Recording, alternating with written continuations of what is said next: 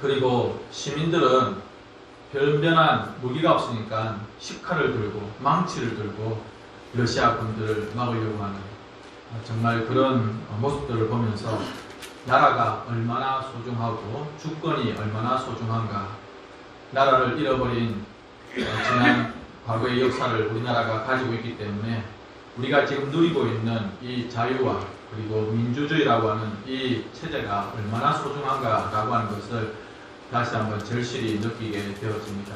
제가 밴드에 올려드린 것처럼 우크라이나가 우리와는 멀리 떨어져 있는 나라지만 그러나 거기에도 사람이 살고 있고 또 선교사님들과 또 우리 교민들이 살고 계시기 때문에 어떤 피해도 일어나지 않냐고 속히 이 전쟁이 끝날 수 있도록 그렇게 기도로 마음을 같이 해주시는 우리 모든 성도님들이 되시기를 바랍니다.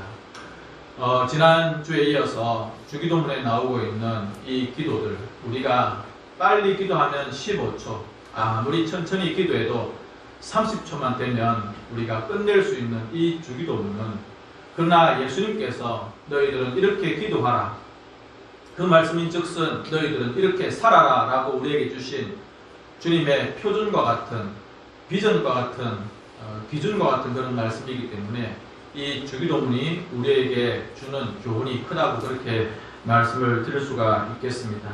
주기도문을 우리가 그냥 주문처럼 외워버리면 정말 너무너무 의미 없는 그런 중얼거림에 마치 주문과 같은 그런 말이 되고 맙니다. 그러나 이 주기도문대로 기도하고 그대로 고백하고 그대로 살아간다면 이 주기도문이 우리의 모든 삶에 진짜 힘이 되고 능력이 된다는 사실을 기억하시기 바랍니다.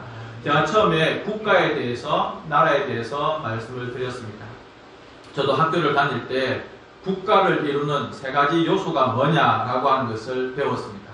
우리는 처음 생각하는 것은 국민이 있어야 된다. 그렇습니다. 국민이 있어야 나라가, 국가가 세워지는 것이죠. 그 다음에 영토가 있어야 됩니다. 땅이 있어야 됩니다. 그 나라가 넓든 그 나라가 좁든 땅이 있어야 국가가 세워집니다. 마지막으로 중요한 것은 주권입니다.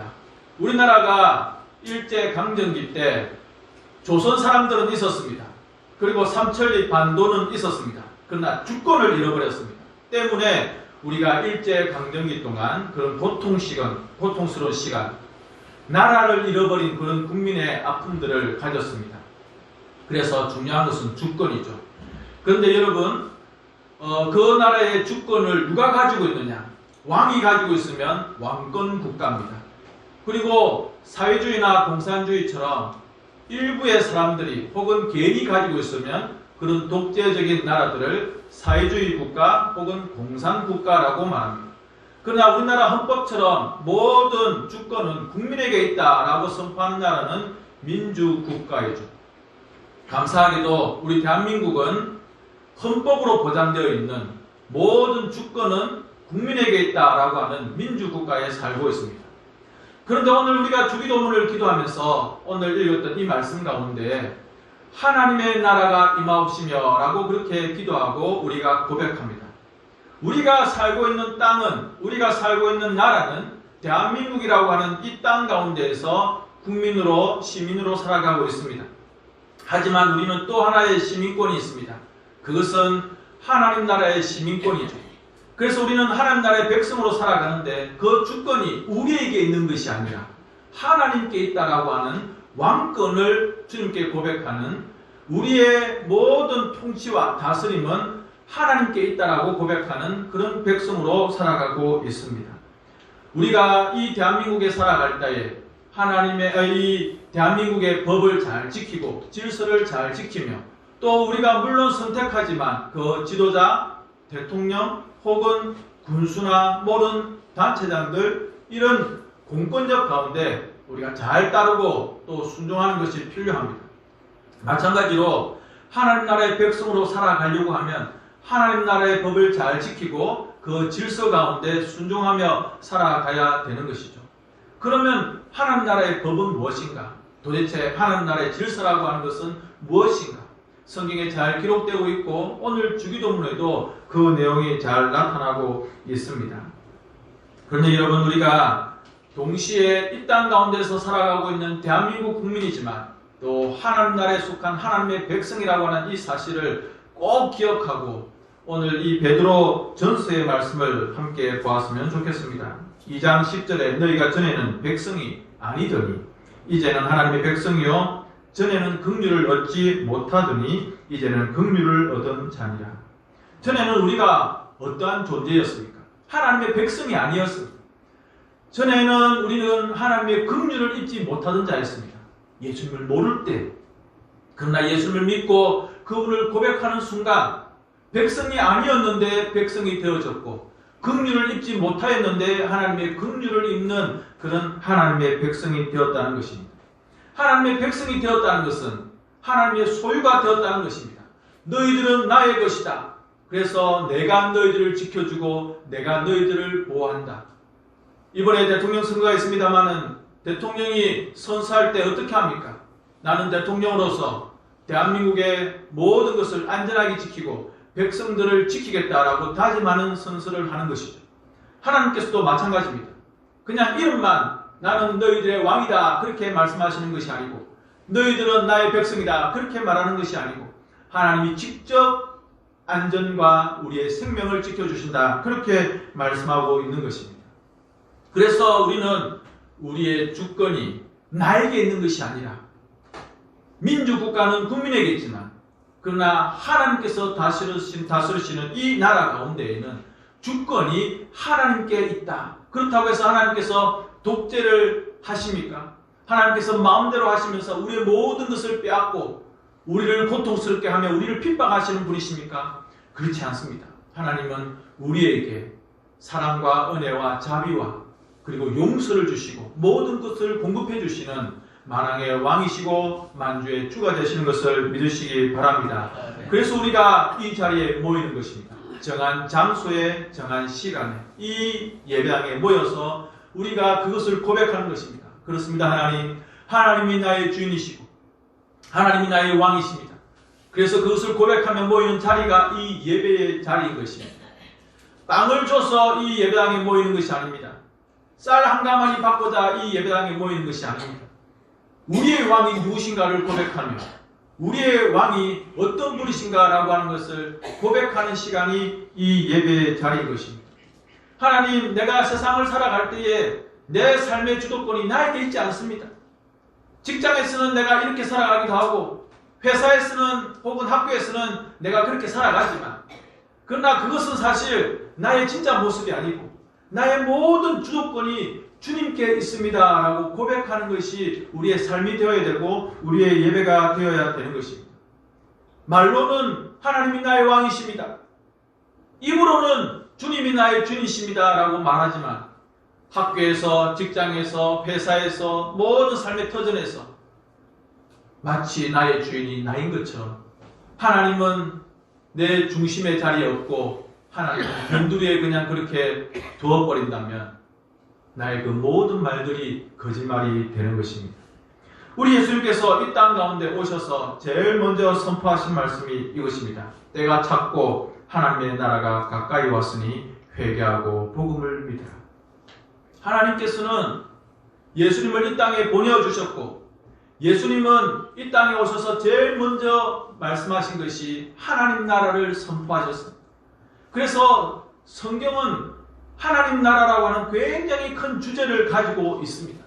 신학의 중요한 주제도 이 하나님 나라입니다. 여러분들이 지금 성경 공부를 하고 있습니다. 킹덤이라고 하는, 킹덤이 뭡니까? 왕국, 하나님 나라를 우리가 배우고 있는 것입니다. 그래서 여러분들이 공부를 잘 하시면 야, 이거 이해가 안 된다. 그러나 읽어보십시오. 한번 답을 적어보시고 한번 여러분들 고백을 적어보십시오. 주학교 어린이들도 지금 그것을 배우고 있습니다. 여러분들도 이 킹덤이라고 하는 주제를 가지고 한번 공부를 해보십시오. 그러면 신구약 전체에 나오는 하나님 나라라고 하는 큰 주제들을 여러분이 조금씩 배워 나가는 것입니다. 예수님께서 우리들에게 그러한 제목을 던져주셨습니다. 하나님 나라가 가까이 왔다. 너희들은 하나님의 백성이고 하나님의 백성들은 이렇게 살아야 된다라고 예수님께서 이 땅에 계셨을 때에 사역을 하신 것입니다. 그래서 예수님께서는 가시는 곳마다 그곳이 바닷가이든지 아니면 들판이든지 혹은 저 산 등성이든지 가시는 곳마다 설교하시고 선포하신 내용이 무엇입니까? 하나님 나라를 선포하셨습니다. 예수님께서 비유의 말씀들을 많이 하셨습니다. 씨 뿌리는 비유, 누룩 비유, 혹은 감추인 보화 비유. 그런 비유들은 그저 사람들이 야, 저 이야기 재밌다 그렇게 하시려고 한 것이 아니라 천국은 마치 씨 뿌리는 자와 같아. 천국은 마치 누룩과 같다. 사람들이 이해하도록 우리 예수님께서 천국을, 하나님 나라를 그렇게 비유로 그들에게 쉽게 이해하도록 말씀을 해 주신 것입니다. 그리고 예수님께서는 하나님 나라가 어떤 나라인지 보여주기 위해서 병자들을 고쳐주셨습니다. 안전병이를 일으켜주시고 앞을 보지 못하는 맹인들을 고쳐주셨습니다. 간질병을 고쳐주시고 심지어 죽은 자를 살려주셨습니다. 그것이 하나님 나라예요. 아픈 사람들을 꼼짝 못하게 붙들고 있던 모든 병마들을 그 묶인 것에서 자유케 해주셨습니다. 하나님 나라는 이런 것이다. 심지어 귀신이 붙들려 있는 자들을 예수님께서 그 귀신들을 꾸짖고 쫓아내셨습니다. 그래서 그 귀신에 붙들려서 꼼짝 못하고 마귀의 권세 가운데 붙들려 있는 그 심령들을 우리 예수님께서 자유케 해주셨습니다.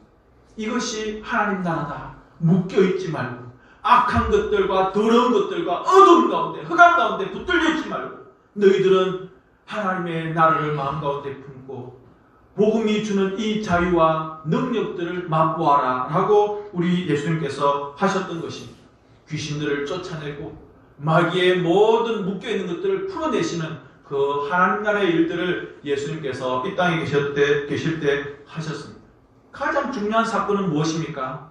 예수님께서 하나님 나라를 보여주신 가장 큰 사건은 십자가에 달려 돌아가신 사건입니다.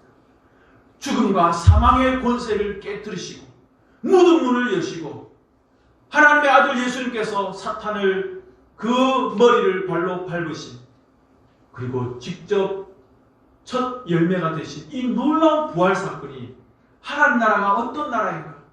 여러분 러시아도 미국도 중국도 도무지 흉내낼 수 없는 그 옛날 헬라 제국이나 로마 제국도 아수르 제국도 전혀 흉내낼 수 없는 영원히 멸하지 아니하고 영원히 쇠하지 아니하는 하나님 나라를 그렇게 보여주신 것입니다. 그런데 예수님께서 하나님 나라가 왔다 이렇게 말씀해 주셨습니다. 그런데 이미 왔지만 아직 완성은 되지 않았습니다. 무엇일까요? 무엇이 남았을까요? 그것은 다시 오실 예수님. 예수님께서 다시 이 땅에 오시면 이미 오셨지만 그래서 하나님 나라가 이루어졌지만 그건 아직 완전히 완성되지는 않았습니다. 언제 주님이 다시 오시면 언제일지 알 수 없지만 그 주님이 다시 오시면 이제 하나님 나라는 완전히 완성되는 것입니다. 나팔 소리와 함께 나팔 불 때 나의 이름 주님이 천사들과 함께 이 땅에 오실 때 천사들의 그 나팔 소리와 함께 여러분의 각자의 이름을 불러주실 것입니다. 그때가 하나님 나라가 완성되는 것입니다. 우리가 그것을 주기도문에서 그렇게 기도하고 있습니다. 그리고 그것을 소망하고 기대하는 마음 가운데 이 예배 자리 가운데 나온 것입니다. 그래서 여러분 이 예배 자리가 얼마나 소중한지 제가 몇 분에게 문자를 드렸습니다. 영상으로라도 예배에 참여하십시오. 나중에 그냥 유튜브로 설교만 그냥 듣지 마시고 처음부터 끝까지 참여하십시오. 밴드가 안 되면 기독교 TV를 보시고 그래서 이 예배 자리가 하나님 나라를 기대하고 소망하는 우리에게 얼마나 소중한지 모르는 것입니다. 그리스도인들은 예수 믿는 사람들은 그렇게 하나님 나라를 경험하는 것입니다. 그냥 내가 죽어서 가는 나라 천국 물론 우리가 죽으면 천국 갑니다. 그러나 이미 이 땅 가운데서 예배를 드리면서 우리는 천국을 누리고 하나님 나라를 경험하며 살아가는 사람들입니다. 이미 맛을 보고 있습니다. 그리고 장차 그분이 다시 오시면 우리는 그 나라를 온전하게 누리게 되는 것입니다. 성도 여러분, 일제 강점기 때에 일본이 우리나라의 주권을 빼앗고 심지어 교회당문을 잠그었습니다. 기독교 학교들을 폐쇄시켰습니다. 예수님을 믿는 목사님과 장로님들을 성도들을 잡아 가두었습니다. 그러나 그분들은 굴복하지 않았습니다. 왜요? 그들의 마음 가운데 있는 진짜 주권은 일본이 아니고 일본 제국주의자가 아니고 하나님께 있기 때문에 그렇습니다. 그래서 나라를 빼앗겨도 그리고 자유를 빼앗겨도 그들의 마음 가운데 있는 이 양심, 나의 왕은 하나님이시다. 나의 주권은 하나님께 있다. 내 신앙은, 내 믿음은 너희들이 어떻게 하지 못한다라고 하는 이런 뜨거운 열정들과 믿음이 있었기 때문에 그분들은 감옥에 가는 것도 견딜 수 있었고 참을 수 있었으며 심지어 목숨을 빼앗아가는 순간에도 그들은 하나님 나라를 소망할 수 있었던 것입니다. 그러면 이제 본론으로 들어가서 우리는 지금 어떻게 살아가고 있는가? 우리 믿음의 선배들은 그렇게 하나님 나라를 소망하며 살아갔는데 우리는 지금 어떤 나라를 꿈꾸며 살아가고 있는가? 말로는, 입으로는 하나님이 나의 왕이십니다. 왕이신 나의 하나님. 하지만 내 마음 가운데 여전히 내 스스로가 왕이며 주인 노릇을 하고 있지는 않는가? 그래서 주기도문이 날마다 순교자가 되는 것입니다. 처참하게 죽어가는 것입니다. 왜요? 내가 그 고백대로 살지 못하기 때문에. 주기도문은 그렇게 주문처럼 외우는데 진짜 그 주기도문처럼 살지 못하기 때문에. 여러분이 주일날 올 때에 거울을 보고 용모를 아마 체크하실 것입니다. 마찬가지입니다. 주기도문을 보면서 마치 거울을 보는 것 같아야 됩니다. 내가 이 주기도문대로 살아가고 있는가? 내가 이 주기도문대로 정말 주님이 나의 거룩하신 분이시며 그 이름을 위해서 그리고 하나님의 나라를 위해서 그렇게 살아가고 있는가? 그렇게 살펴보셔야 되고 그렇게 살지 못하면 또 나는 내 입으로 주기도문을 죽이고 있는 것입니다. 여러분들은 어떤 삶을 살아가고 계셨습니까? 오늘 성경에 보시면 로마서 14장에 하나님의 나라는 먹는 것과 마시는 것이 아니요 오직 성령 안에 있는 의와 평강과 희락이다 그렇게 말했습니다. 바울이 이 이야기를 하는 이유가 무엇이냐면 그 당시 로마 교회의 성도들 가운데 굉장한 심각한 문제가 있었습니다. 뭐냐면 그들이 먹는 것과 그들이 마시는 것이 과연 이것이 옳은 것인가? 왜냐하면 자기들이 먹는 음식이라고 하는 것이 다 신전에 바쳐졌던 음식들입니다. 고기도 신전에 바쳐지고 나서 나오고 그리고 포도주라고 하는 것들도 다 신전에 바쳐져서 나오고 그래서 이것을 먹는 것이 과연 옳은 것인가 옳지 않은 것인가 그런 것들로 고민했습니다. 이런 여러 가지 문제를 가지고 있었기 때문에 사도 바울이 그 문제를 잘 설명하기 위해서 이 로마서 편지를 적은 것입니다. 또 이 로마에 있는 성도들은 음식을 먹을 때 손을 씻어야 되는가? 단지 위생의 문제가 아니라 그들은 결례의 문제, 율법을 지키는 것이죠. 예수님을 믿었으면 그런 것에서 자유해야 되는데 여전히 그들은 옛날 율법적인 것에 묶여 있었습니다. 우리가 손을 씻고 음식을 먹어야 되느냐? 이런 것들에 붙들려 있는 것이죠. 안식일을 지켜야 되느냐? 지금 우리가 말하는 이 안식일은 당시 토요일이었죠. 예수를 믿고 우리가 주일 예배를 드려야 되는데 안식일을 지켜야 되느냐 지키지 않아야 되느냐 또 안식일 법에 굉장히 많은 것들이 기록되어 있습니다. 얼마 정도의 거리를 걸어가야 되느냐 또 무거운 것을 드느냐 마느냐 음식 만들기 위해서 불을 피우느냐 마느냐 이런 것까지 너무너무 복잡한 율법적인 문제들이 그들 가운데 있었습니다. 그러니까 이 로마 교회의 성도들이 자유해야 되는데 이 먹고 마시는 것 뭐 이런 것들 때문에 굉장히 골치를 가지고 있었습니다. 바울이 어떤 이야기를 합니까? 그런 율법적인 것들 무엇을 하느냐 안 하느냐 그것이 중요한 것이 아니다. 그것으로 하나님 나라가 보여지는 것이 아니다. 이루어지는 것이 아니다. 그렇게 말씀하고 있습니다. 사람들은 야, 저 사람 경건하다라고 하는 그 척도를 어떻게 했냐면 저걸 먹느냐 안 먹느냐 이것을 하느냐 안 하느냐 그걸 가지고 그 사람이 경건하다 믿음이 있다 그것을 척도로서 보았던 것입니다. 그런데 그런 것이 아니다. 그 사람이 손을 씻느냐 그 사람이 고기를 먹느냐 그 사람이 안식일을 지키느냐 그 사람이 무슨 율법들을 그렇게 잘 지켜나가느냐 그것이 하나님 나라와 어떤 경건의 척도가 될 수 없다 말하고 있습니다. 오직 무엇 안에서? 성령 안에서 하나님이 우리 가운데 주신 이 놀라운 선물들을 가지고 우리가 의와 평강과 희락을 누림으로 그것이 하나님 나라지 내가 무엇을 행동하고 행동하지 않고 내가 무엇을 지키고 지키지 않고 어떤 음식을 먹고 마시고 그것 때문에 내 신앙과 경건이 혹은 하나님 나라가 이루어지는 것이 아니다 라고 성도들에게 이야기한 것입니다. 그러면 우리는 어떻게 해야 되겠습니까? 내가 무엇으로 하나님의 나라 백성인 것을, 내가 어떤 행동으로 내가 하나님 나라의 사람이라고 하는 것을 보여줄 수가 있겠습니까? 우리는 조금 착각하고 있었습니다. 예배당에 앉아있으면 경건하다. 새벽기도에 빠지지 않으면 경건하다. 성경책을 옆에 끼고 넥타이를 하고 이렇게 경건한 모습을 지으면 믿음이 좋다, 그렇게 착각을 했었습니다. 그런데 그것이 아니라고 하는 것입니다. 혹은 종교적인 행위들, 그래서 내가 70일을 빠지지 않고 새벽기도에 나오고, 또 금식을 하십시오 하면 금식을 빠지지 않고, 혹은 무엇을 하십시오 하면 여러 가지 종교적인 그런 행위들을 하는 것이 그 사람에게 하나님 나라를 혹은 경건을 보여주는 것인가? 그것이 아니라는 것입니다. 오늘 성경에 성령 안에 있는 것입니다. 성령 안에 있는 것. 이것은 무슨 뜻이냐면 내가 성령님과 얼마나 친밀한 관계를 가지고 있는 것. 지난 일주일 동안 여러분 살아오시면서 성령님의 마음을 기쁘시게 했습니까? 아니면 성령님을 근심케 했습니까? 기도해야 되는데 기도하지 않으면 성령님이 근심하십니다. 내가 무슨 결정을 할 때 하나님께 묻지 않고 내 마음대로 결정하면 내 속에 있는 성령님이 탄식하십니다. 성령님과 밀접하게 교통하고 소통하고 그분과 친해져야 되는데 일주일 동안 여러분들은 성령님과 어떤 관계를 맺고 살아가셨습니까? 다음으로 생각해 볼 것은 성령 안에 있는 의와 평강과 희락입니다. 그것은 다시 한번 말하면 하나님과의 관계가 어떠한가, 또 이웃과의 관계가 어떠한가, 이것으로 말씀을 드릴 수가 있습니다.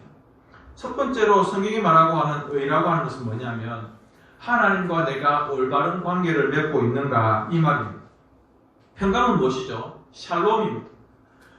내가 샬롬의 관계를 가지고 있는가? 누구와? 하나님과.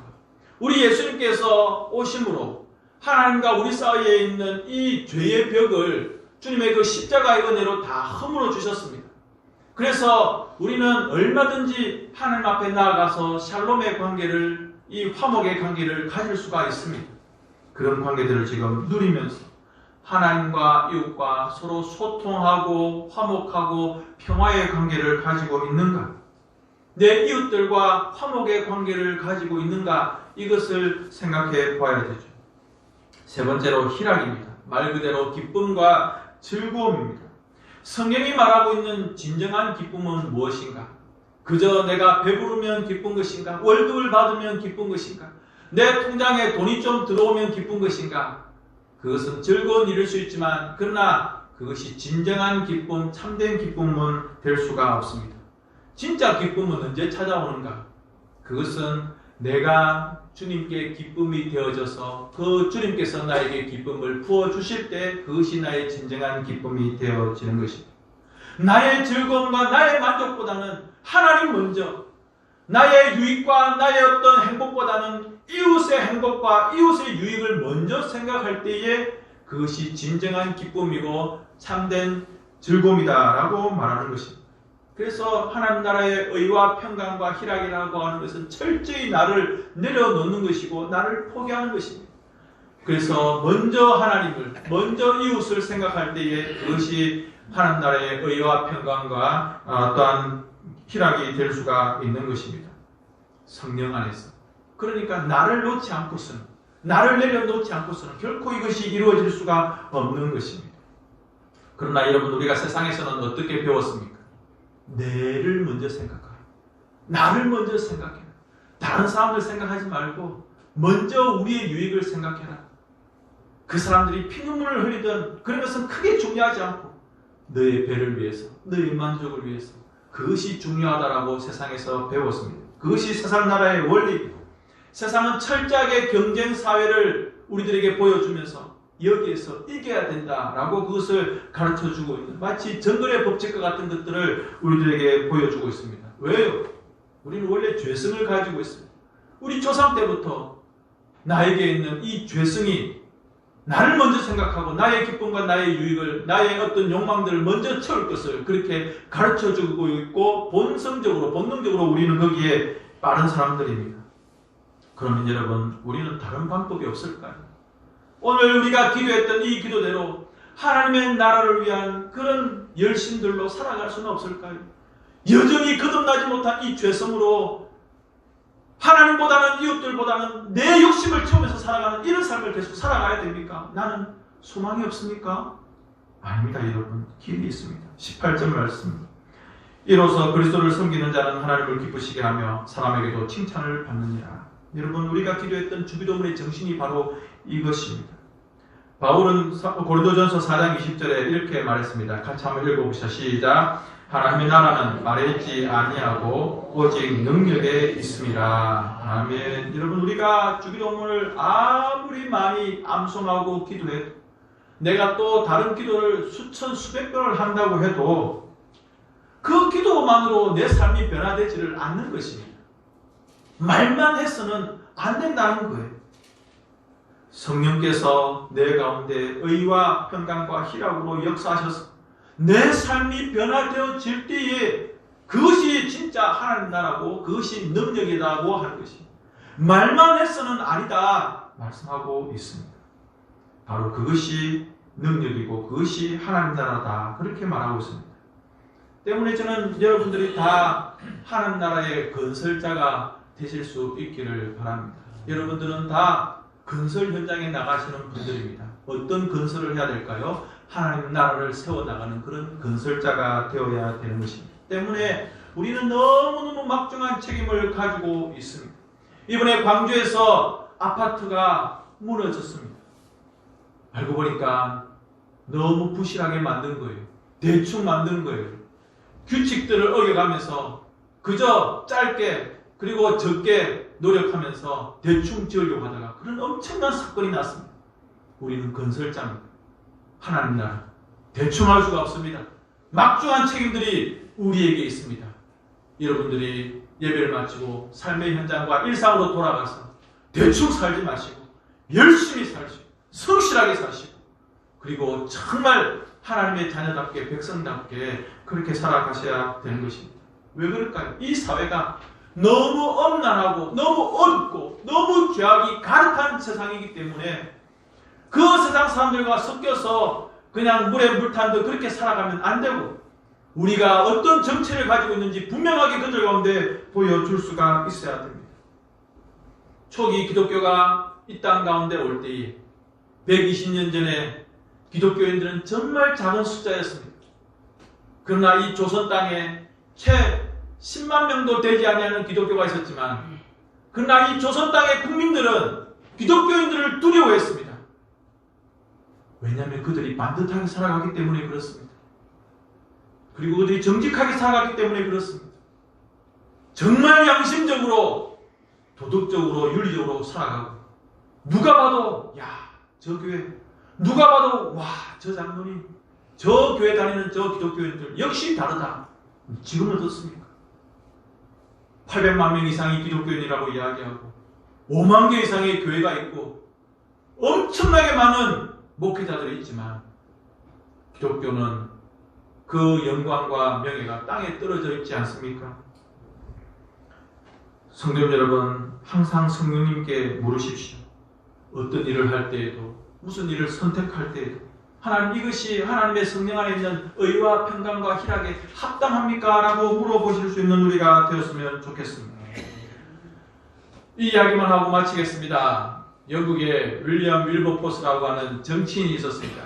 아주 유명한 집안의 아들로 태어나서 그냥 그대로 쭉 지나가면 그저 높은 자리에 오르고 정치인으로서 인기를 누릴 수 있는 그런 사람이었습니다. 그러나 이 윌버포스의 마음 가운데에는 한 가지 아픔이 있었습니다. 하나님을 믿는다고 하는 이 영국 땅에, 세계에서 가장 강력한 이 영국 땅에서 노예 장사가 무슨 말입니까? 그 당시 영국은 국가 수입의 3분의 1을 노예 장사로, 노예 무역으로 벌어들이고 있었습니다. 지금의 미국과는 상상도 할 수 없는 엄청난 강대국, 세계의 모든 나라를 지배하고 있던 이 영국의 국가 수입의 3분의 1을 노예를 팔아서 장사해서 영국이 부를 누리고 있었습니다. 근데 이것을 윌버포스가 도무지 마음 가운데서 양심적으로 용납할 수가 없었습니다. 그래서 이 제도를 폐지해야 되겠다고 국회의원으로서 반대를 시작했습니다. 모든 사람들이 윌버포스를 바보 취급했습니다. 이 긴 싸움을 혼자 외롭게 싸워 나갔습니다. 내가 믿고 있는 하나님, 내가 읽고 있는 성경책과는 전혀 다른 이 악법적인 노예 장사를 영국 땅에서 몰아내자. 심지어 이 윌버포스를 매국노라고, 그리고 테러를 하기도 하고 여러 가지 협박들도 왔습니다. 그러나 포기하지 않았습니다. 어떤 나라를 위해서? 하나님의 나라를 위해서. 영국 여왕이 다스리고 있는 강대한 나라였지만, 그러나 그는 마음 가운데 나의 진짜 왕은 하나님이시다. 하나님께서 원하시는 바는 영국 땅에서 이 노예제도가 없어지는 것이다. 그래서 오랜 투쟁 끝에 그가 숨지기 3일 전에 이 법이 통과되었습니다. 사랑하는 성도 여러분, 이 1833년에 이 법으로 인하여서 영국 땅에 그래도 하나님 나라가 이 윌버포스에 의해서 세워져 나갔습니다. 저는 최근에 우리 교회 구제부가 이웃들에게 사랑의 물품들을 나누는 그 일들을 보았습니다. 성도 여러분, 이웃들이 그런 것들을 보면서 아이 교회가 왜 이런 것 합니까? 라고 하지만 아마 속으로 좋아했을 것입니다. 어떤 분들은 왜 이런 거 하느냐? 참 신기하다. 그런 마음들을 가졌을지 모르겠습니다. 우리 교회가 굉장히 돈이 많아서 너무너무 차고 넘쳐서가 아닙니다. 이웃들을 찾아가고 그들의 그 닫혀져 있는 문들을 열고, 비록 마스크를 하고 있지만 가까이 가서 손을 잡지는 못하지만 그러나 그들에게 사랑의 손을 내밀고 쌀 한 봉지든지 휴지 한 통이든지 그들과 나누는 것이 하나님 나라가 확장되어져 가는 것입니다. 하나님 나라가 임하옵시고 라고 기도하는 것이 바로 여기에서 시작되는 것입니다. 여러분, 거기에서 작게나마 싹이 트는 것입니다. 이제 2월이 지나고 3월이 되면 저 얼어붙어있는 땅들이 녹고 새싹이 돋아날 것입니다. 하나님 나라가 그렇게 여러분 가운데에서 움트고 싹트고 마침내 크게 되어서 하나님의 영광 받으시고 교회의 영광이 다시 한번 빛나는 아름다운 날들을 살아가시는 우리 모든 성도들이 되시기를 예수님의 이름으로 축원드립니다. 이 시간 우리 함께 이 말씀 생각하시면서 기도하며 나아가겠습니다. 다 같이 하나님 나라를 생각하시면서 함께 기도합시다. 우리 아버지 하나님, 오늘 이 시간에 주님께서 가르쳐 주신 그 기도대로 우리가 하나님 나라를 위해서 살아갔는지 아니면 나의 세상을 위해서 이기적인 욕심으로 살아갔는지 지금 이 시간 회개합니다. 나 자신의 나라, 이 세상의 나라만 쫓아갔던 우리의 죄를 용서하여 주십시오. 이 시간부터 하나님 나라를 위해서 살아가는 인생 되게 하여 주십시오. 주님, 또한 이 시간 우리 살고 있는 대한민국이 진정한 하나님 나라가 되기를 원합니다. 또한 우리의 가정과 우리나라와 온 세상이 하나님의 왕되심을 주권을 인정하게 하여 주십시오. 하나님이 우리의 왕이십니다. 하나님이 우리의 주인이십니다. 하나님이 우리의 모든 것 되십니다라고 고백할 수 있는 믿음의 사람들 일어나게 하여 주십시오. 하나님, 우리나라와 이 사회를 불쌍히 여겨주시고 온갖 악한 것들과 불법적인 것들 주여 이 사회에서 물러나게 해주시옵소서. 하나님의 사랑의 법칙이 하나님의 의로움과 평강이 이 땅 가운데 기본적인 정신이 될 수 있도록 하나님 은혜를 베푸시옵소서.